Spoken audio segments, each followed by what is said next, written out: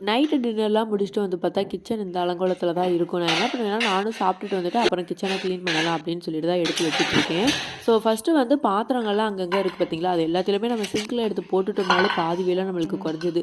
பாதி வேலை குறைஞ்சிச்சுன்னு நினைக்கிறப்பயே பார்த்தீங்களா, என்ன வேலை பார்த்து வச்சிருக்கேன். குழம்ப பாத்திரத்தில ஊத்தாம வச்சு கீழ ஊத்தி வச்சுட்டேன். சரின்னு அதையும் கிளீன் பண்ணிட்டு, ஸ்டவ்வு மேலலாம் தோசையெல்லாம் சிந்தி கிடக்கு இல்லையா, அது எல்லாத்தையுமே தூசி தட்டிட்டு, மறுபடியும் கவுண்டர் டாப்பையும் நல்லா கிளீன் பண்ணிட்டு, அந்த குப்பை எல்லாத்தையுமே ஒரு கவர்ல போட்டு வச்சுருவேன். ஹஸ்பண்ட் நைட்டு போய் எடுத்து போட்டுருவாங்க. அது மாரி ஃப்ரிட்ஜில என்னென்னலாம் எடுத்து வைக்க வேண்டியது இருக்கோ, அது எல்லாத்தையுமே பார்த்துட்டு, வேற டப்பாவுல மாத்திட்டு அப்படியே ஃப்ரிட்ஜில தூக்கி வச்சுருவேன். ஈவினிங் போல பாத்திரம் விளக்கிருப்போம் இல்லையா, அந்த பாத்திரம் எல்லாமே அப்படியே கூடையிலேயே இருக்கும். அது காஞ்ச உடனே எடுத்து வச்சுக்கலான்றதுக்காகவே நைட்டு பாத்திரம் விளக்குறதுக்கு முன்னாடி அது எல்லாத்தையும் அரேஞ்ச் பண்ணி வச்சுட்டு, அப்புறம் நைட்டு இருக்க பாத்திரத்தையும் விளக்கி வச்சுருவேன். நேத்து வந்து மாவுக்கு ஊற வைக்க வேண்டிய வேலை இருந்தது. அதனால சரின்னு சொல்லிட்டு அதையும் ஊற வச்சுட்டேன். நைட்டே ஊற வச்சுட்டோம்னா காலையில எந்திரிச்ச உடனே அரைச்சுக்கலாம் அப்படின்னு சொல்லிட்டு அரிசி ஊற வச்சதுக்கப்புறமா அதையும் ஓரத்துல வச்சுட்டு வேற ஏதாவது கிளீனிங் ஒர்க் இருக்கான்னு பார்ப்பேன். அப்படி இல்லாட்டினா தோசை கல்ல வந்துட்டு ஆயில் மட்டும் தடவி வச்சுட்டு இருக்கிற இடத்துல எடுத்து வச்சுட்டு அப்படியே போய் தூங்கப்போட வேலைதான். பாய்.